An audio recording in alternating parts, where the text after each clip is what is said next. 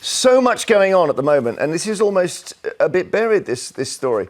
The COVID report, the first bit of it has come out, and it's just the story of failure, Bobby, isn't it? It's just the story of not predicting. Yeah, I think, again, it's one of the things where scientists have been telling for years there will be pandemics of various sorts. And I feel like not just Britain, but the world was massively underprepared.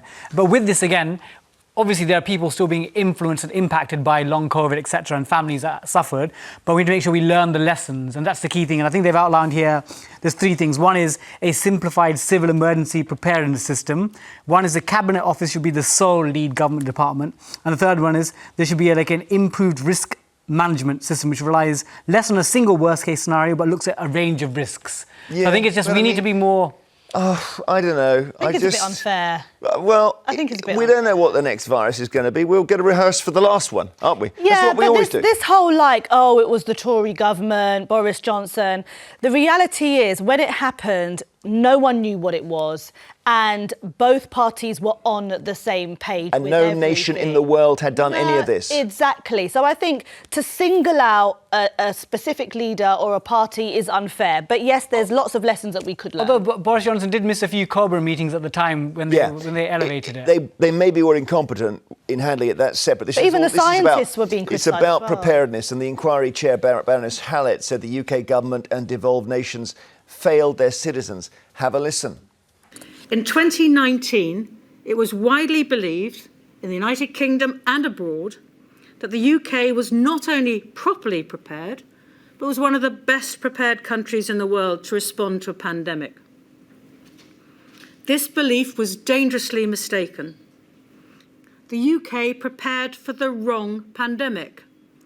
The significant risk of an influenza pandemic had long been considered, written about, and planned for. However, that preparedness was inadequate for a global pandemic of the kind that struck. So bear in mind there are different chapters of this inquiry. We will hear more. Bereaved families spoke after this report release, saying how it needed to go further.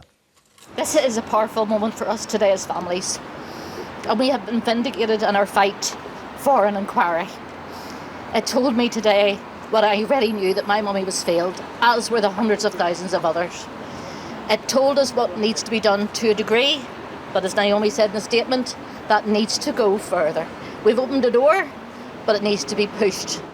Well, no one would say a word against their pain, their suffering.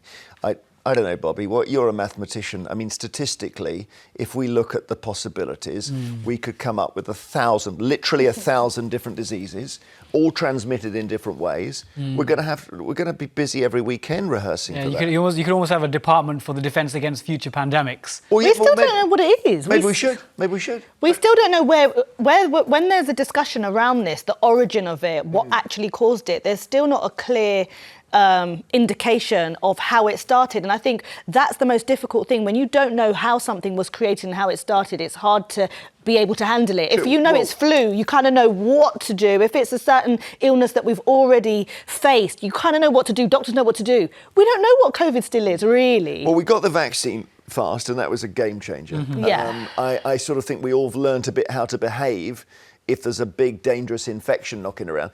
The big question mark, which the judge hasn't even got to yet, is should we lock ourselves down again? No. And I don't think we're going to next time. I think the mood has changed. Again, early days, everyone's like, we've got to do what we can. And now I feel as if there's so much resistance, even from the people that were sort of the pro-maskers. Most people are like, actually...